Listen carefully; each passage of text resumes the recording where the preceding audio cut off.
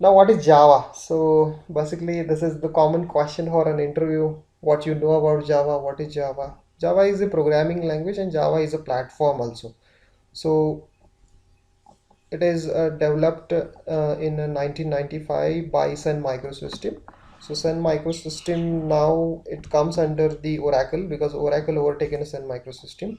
So, in a 1995, it is developed. It is the first programming language. It is a for the multiple platforms. That is the main uh, advantage of Java. Okay, so what is how basically what is multiple platforms and how it works, we will see at the time of architecture of Java. What is the main reason of the cross platform, how it supports, so we will see in detail, don't worry about this. Now there are a lot of application and websites that will not work unless you have a Java installed nowadays also, and more are created every day. So Java is very popular programming language now.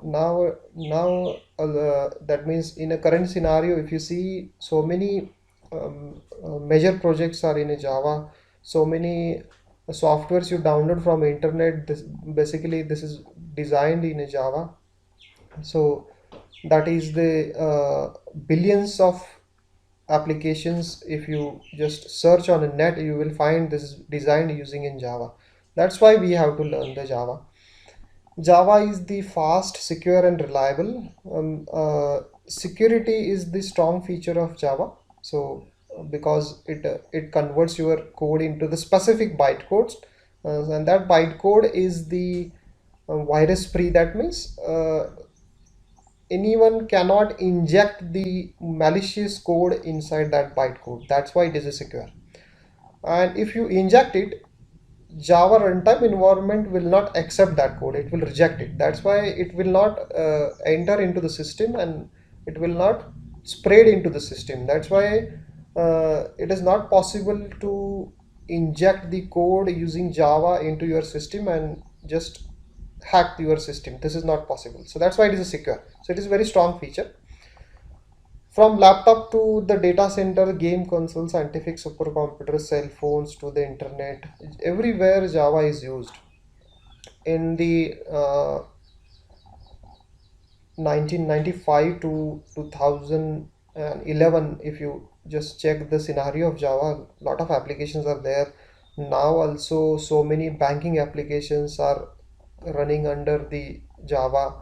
So major projects are in Java.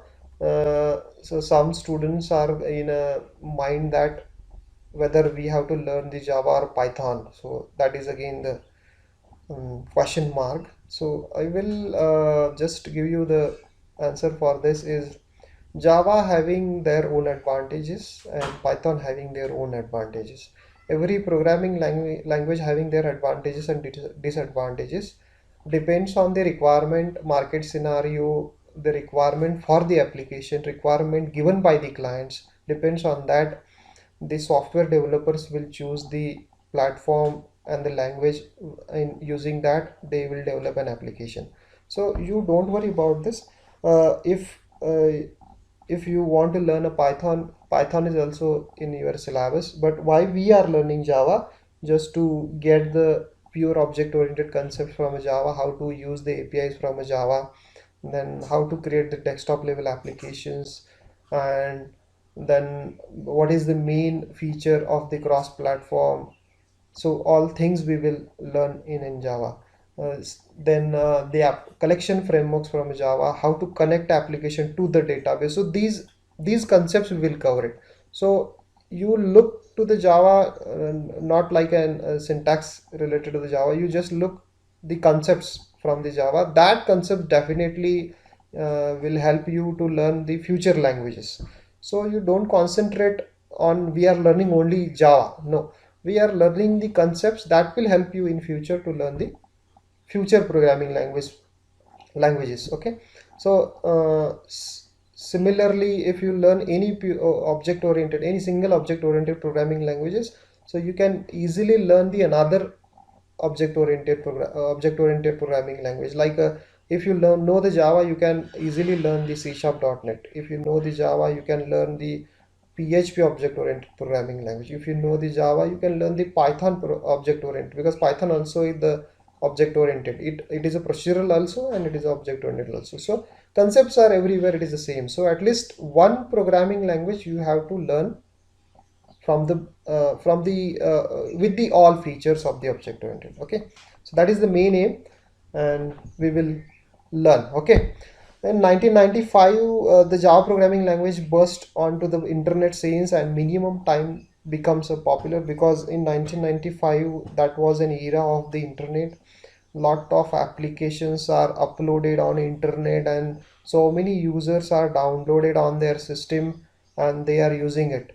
But the problem is at that time, if the application is designed using other programming languages except Java, so there they download it, and if the user having a different platform, so there is a problem to use such kind of software, because the runtime environment is not available on that system to use such kind of softwares. So that problem is resolved by Java, because Java, once you download Java, if you only have a runtime environment, so Java application will run, same setup will run on any operating system if you have a runtime environment. So that is the basically the cross-platform feature. That feature was not available in most of the programming languages. And that's why, because of the internet sense, at that time Java was popular. Now also it is popular. Then it is extremely solidly engineered language that has gained acceptance by all major vendors. That means it is worldwide accepted by the all major companies, organizations, that is vendors, except the Microsoft. Except the Microsoft means Microsoft is the competitor for the almost major vendors, and Microsoft having their own products. Always Microsoft creates their own products. If you check the scenario in industry, every in every field Microsoft having their own softwares, so they will not accept the other softwares, so they are having their own policies. So Microsoft having their own programming language and the framework, that is a .NET. So it is a tough competitor to the Java. So Java versus C Sharp. Java is the object-oriented, C Sharp also the object-oriented, but Java developed by the Sun Microsystems, C Sharp developed by the Microsoft, and the .NET is the framework which supports the multiple programming languages in a one runtime environment. So that is the another major feature of the .NET framework. So that is not available in Java, because in Java multiple languages are not possible. You cannot integrate the multiple languages easily. In a .NET you can integrate multiple languages easily. Means in a one application you can design, you can use multiple programming languages and club together. That is interoperability, language integration, sorry, language integration you can say. So language integration is possible in case of C Sharp .NET easily. In case of Java it is a little bit difficult. You have to do a lot of configuration, you have to write your own interfaces, that is Java native interfaces, and you can do this. So that's why Microsoft doesn't accept uh, the Java. So they having their own programming language. It's built now. Java is a built-in security feature, that is the strong bytecode building mechanism is available. That is safety features and reassuring that the both to the programmer and to the user of Java. That means at the time of development also very strong security features are available, and at the time of when user download the software and install onto their machine, there also these softwares are secure.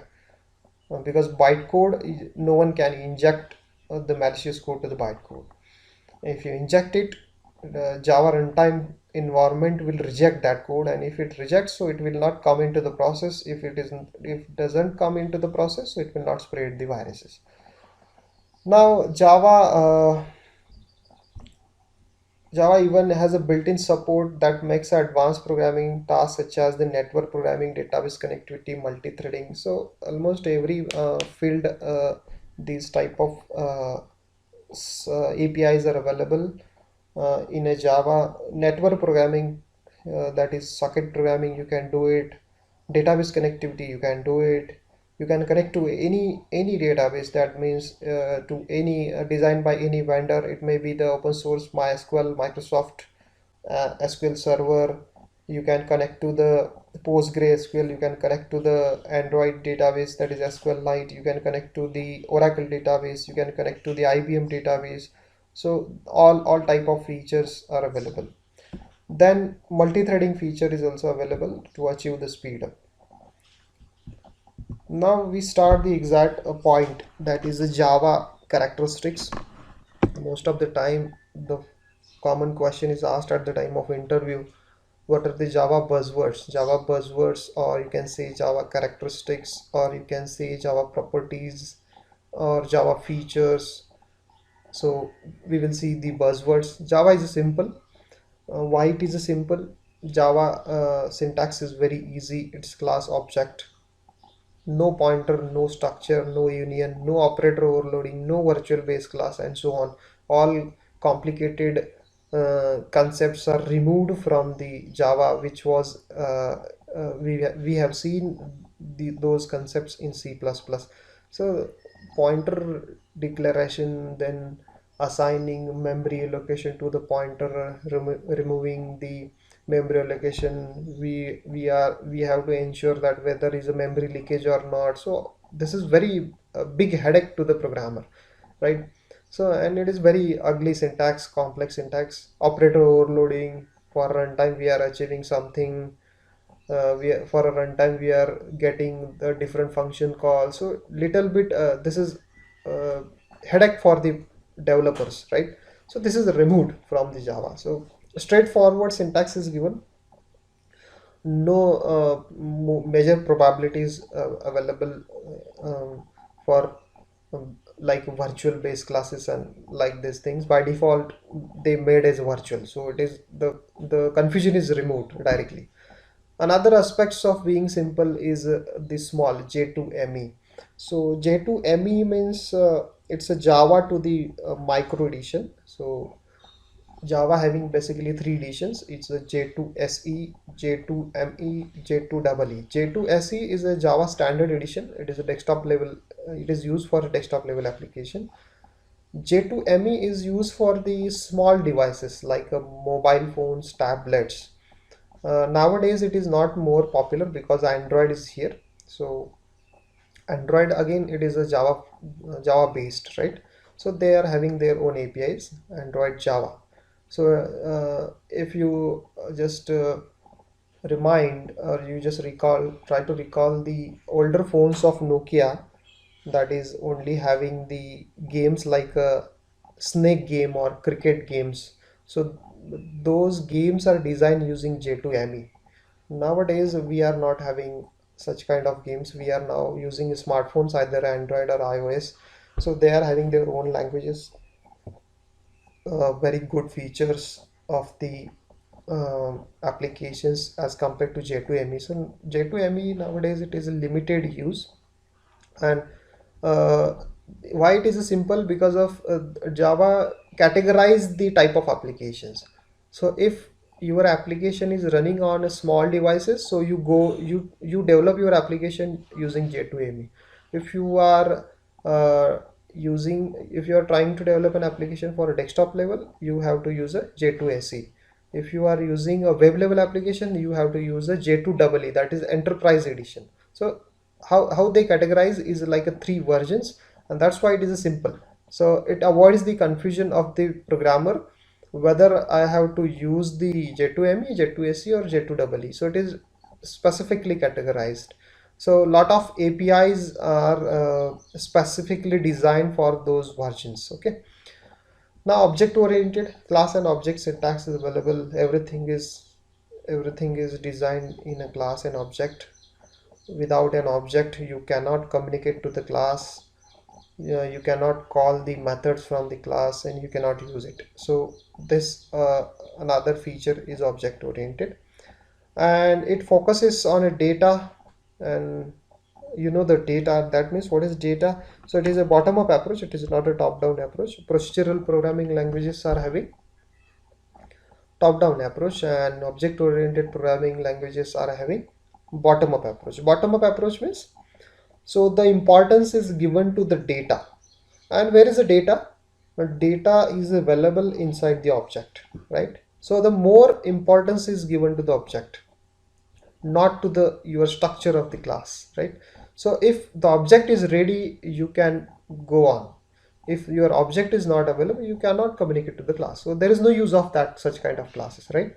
So we have to first create object, so importance is given to the object. So that is a bottom up approach. First memory structure is created for the object, and using object you can go through the classes and interfaces. So that is the uh, second buzzword, that is object oriented. Next is distributed. Java has an extensive library for routines for the copying the TCP and IP protocol like HTTP and FTP. So network related things. In a networking, you are communicating to the multiple devices, irrespective of the what type of runtime environment is there on their end, right? So in a network, there may be the Windows, there may be the Linux, in any system having their own operating systems, right? The Java having extensive library to communicate with the socket programming and without irrespective of the operating system. So this is a distributed, basically this is a distributed environment. Multiple devices are connected and every device having their own runtime systems. So this is distributed environment. So there also Java supports no need to write the separate program for each and every system. A single program will work on every system. Java application can open and access object across the net via URL with the same ease of when accessing the local file system like an FTP, HTTP. There also it supports. So only browser is required. Using browser, you can communicate. We have to found the network capability of a Java both strong and easy. Like good support for protocols, networking protocol, TCP/IP, mailing protocols are also available. SMTP, so mail exchange APIs are available. You can send a mail using Java programs. You can send a SMS using Java programs. So these features are also available. Now Java is a robust, that is strong. Java is intended for writing a program that must be reliable in the varieties of way. Java compiler detects many problems that in other languages would show up at a only runtime. That means robust meaning is most of the errors, even it may be runtime errors, it will predict at a compile time. That is the meaning of robust. So compiler is very strong in for Java compiler is very strong as compared to other languages. So some of the runtime errors also it will give a it will predict at a compile time. It gives you directly error. So the Java compiler tells you you have to provide some mechanism to deal with the runtime errors and then go forward, go to the next step. Otherwise, compiler will not compile your code. So like a networking related things in a CPP, we have exception handling. But in exception handling, if you doesn't provide exception handling, C++ compiler will not give you any type of error.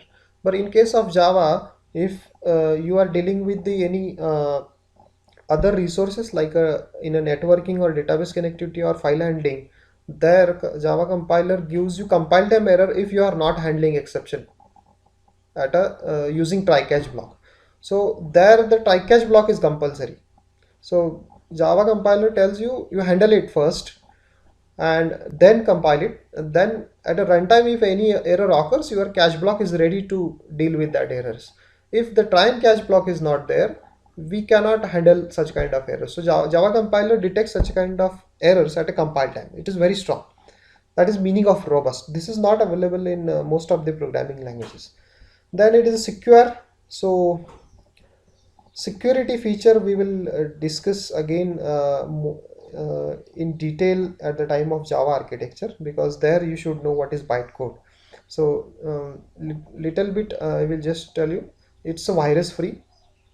Java enables a construction of the virus free and temper free system. That means so application you can create it in distributed environment also it works.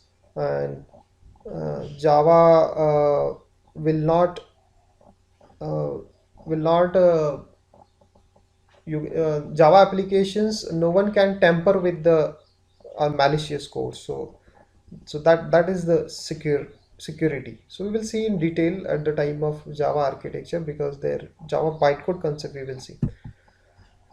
Now, this is some of the security: overrunning the runtime stack, common attacks of worm and viruses. So that is handled. Corrupting of the memory and its own process space. This is not happening in Java, because Java allocates memory dynamically.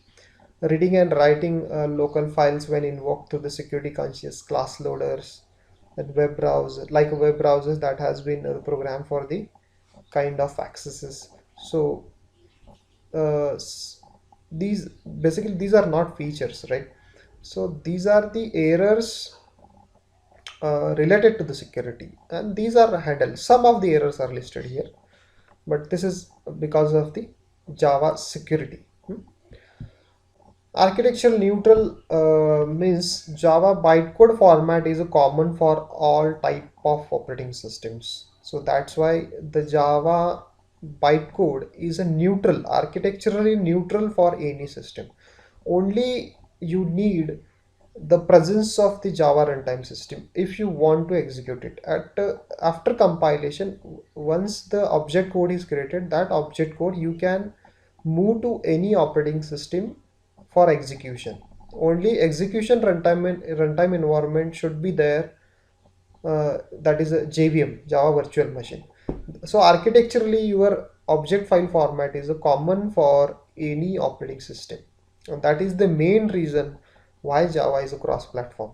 Okay, so Java architecture. This is we will clear more concept regarding this. Portable data type size is a fix in Java.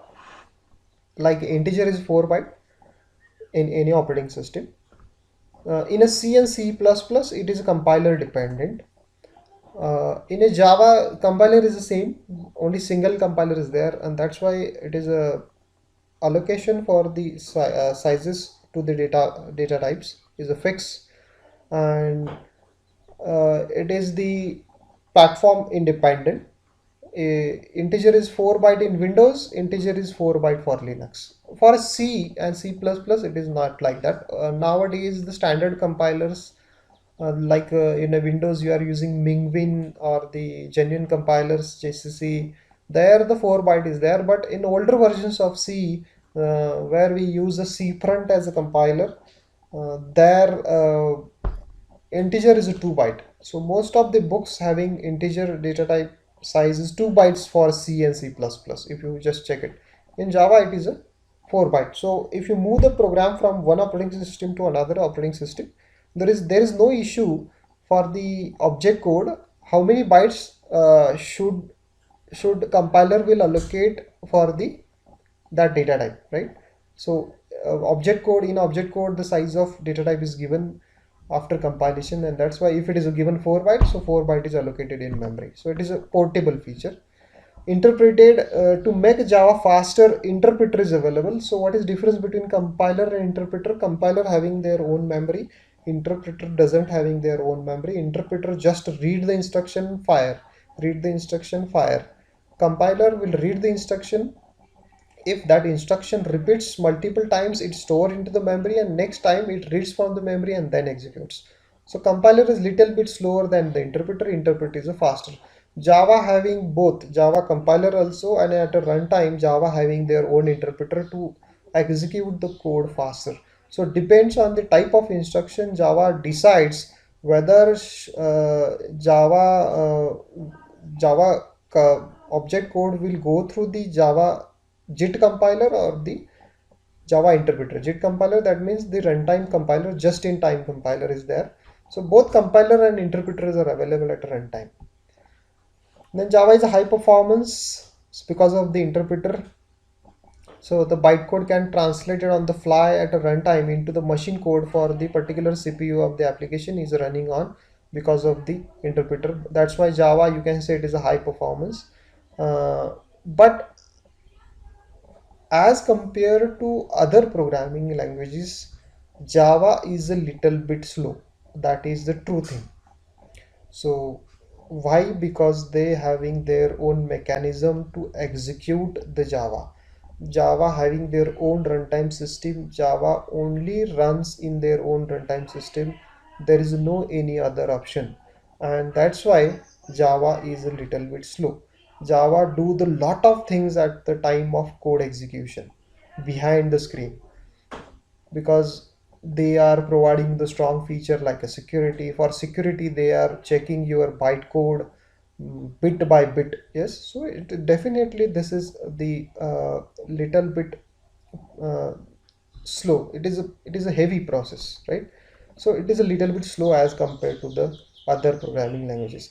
So as if you compare Python and Java in case of machine learning, so machine learning, nowadays we are using Python, but before Python, machine learning was there. Machine learning is not a new area or new domain.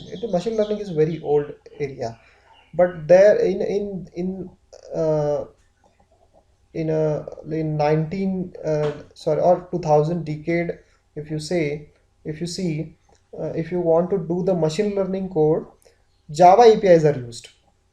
So lot of codes are available on net related to the machine learning, which is designed in Java, because at that time there was no option, right? Nowadays there is option, because Python gives you so many short APIs to do the ML related thing, very good features for mathematical and statistical calculation. For a data science we are using we are using a Python, not a Java. But using Java also we can do it. But if you check the performance of the Java and the Python, definitely Python is a faster, because Python is interpreted programming language. Java is not completely interpreted. Java first compiles it, and at the time of execution decides whether we have to execute, or we have to execute through the interpreter, or we have to execute through the runtime compilers. And that's why Java is slow. Python is not slow. Python is very faster as compared to your Java. That is the thing.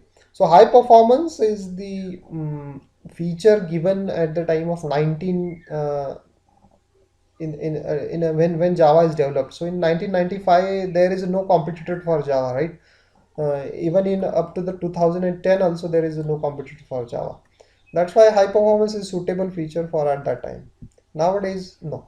Multi-threading feature is available, but limited support of multi-threading, because programming Python also supports multi-threading. C++ also supports multi-threading. C++ are the system level and very faster programming language, because these programming languages are runs on the directly on operating system. Java directly doesn't run on operating system. Then it is a dynamic Java. Everything in Java is dynamic. Static memory allocation is not possible. Everything is dynamic. Memory allocation and deallocation is automatically um, done in a Java. So Java garbage collector memory allocator is available. In a C++, both features are available. You have to statically allocate a memory. You can dynamically allocate a memory using an pointer. In C, we are using malloc. In C++, we are using new operator. To delete the memory, we are using delete operator. Free function is used for C programming. So both ways are available in C++. Java only one way, dynamic and straightforward syntax, no pointer. So and memory deallocation is automatic process available in Java. Then libraries are loaded for an application at a runtime in Java. That is another advantage. So at a runtime, it will create a memory space and load the library functions. So in case of C++, once you include the header file code is included into their source code, and then it is expanded and then compiled and then executes. So that is not a dynamic, right? This is a static. So in Java, in case of Java, no, only references are kept at a compile time. Your exactly code is executed at a runtime. Now this is the compilation and execution flow of the Java. Now just check, look here, this is your file. having the myprogram.java. This is .java is the extension for your source code. This is your compiler. Source code is compiled using this compiler and then converts your code, and that code is a myprogram.class. Now look, the extension is a .class. .class extension is given after compilation. So whatever the source code is written here, it gets compiled and converted into the .class file, and this is known as the bytecode. This is basically known as the bytecode. Now in general terms, you can say it is a object code. After compilation in C++, your source code is converted into the object code. In similarly, here also it is object code, but specifically in Java it is known as bytecode, and bytecode is stored in a .class file. Here the class is a myprogram, so here also the .class file name is a myprogram. Here is a .java source code, .class is a bytecode source code. Okay, bytecode instructions, you can see. After compilation you have to execute it, and for execution here you need the Java runtime system. Without this Java runtime system you cannot execute this bytecode on the machine, on your system. This is not possible. So Java VM, what is VM? It's a virtual machine, so this is a runtime system is required. And now bytecode is loaded into the virtual machine, and virtual machine will execute your code and it will show the output on your screen. In C and C++, what is the scenario? C program or C++ program, C compiler or C++ compiler convert into the object code, and it directly runs on the operating system, right? This runtime environment is not available. In case of Java, this runtime environment is available and it should be there. Without this you cannot do anything. So another way, now look at this is a simple program of Java. Class name, curly bracket start. This is your main function of Java, entry point of the program. SOP statement, hello world, that is this statement will display on a screen. We will see what is the meaning of each and every word of this. What is system, what is out, what is println. Just look, this is a hello world program in Java. And what is the file name? Hello world.java. It is a source code. Yes, it is a source code. So this is compiler of the Java to compile the source code. After compilation, bytecode gets created. Bytecode is passed to the JVM and it will execute onto the Windows 32. Now bytecode is passed to the JVM, and now this JVM will execute on a Unix environment. Now bytecode is transferred to the GIS JVM, and this JVM is for a Mac OS. Now if you check it, Windows 32, Unix and Mac OS, for all these three systems the compiler and your bytecode is the same, right? Only thing is JVM, now three components are different. So runtime environment is different, but your compiled code is the same, and this is a bytecode. This is basically the advantage of bytecode. Same bytecode you can run on this system, same bytecode you can run on this system, same bytecode you can run on this system. These things you cannot do in a C and C++. So how you can check it? In C and C++, write one program, compile it. Compiled code, just copy into your pen drive, go to another system and directly execute it. Don't compile again, directly execute it. It will not possible, right? In case of Java, compile this code, it converts into the bytecode, copy that bytecode, go to the Windows 32.